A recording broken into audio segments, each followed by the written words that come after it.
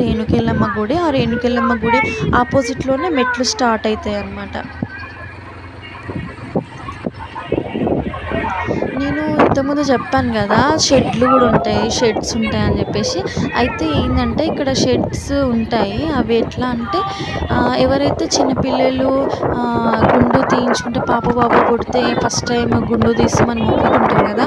అట్లా స్వామివారిని దర్శించుకున్న తర్వాత, గుండు తీయించుకున్న తర్వాత ఇక్కడికొచ్చి ఫంక్షన్ జేసుకుంటారనమాట షెడ్ తీసుకొని. ఇగో ఇక్కడ కనిపిస్తుంది గదా! ఇది రేణుకెళ్ళమ్మ దేవాలయం.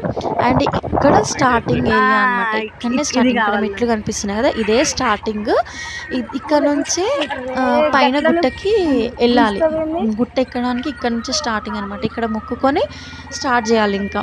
సేమ్ ఇప్పుడు తిరుపతికి ఎట్లయితే పాదాల దగ్గర అంటే నడకదారి మార్గంలో అట్లా ఉంటది కదా!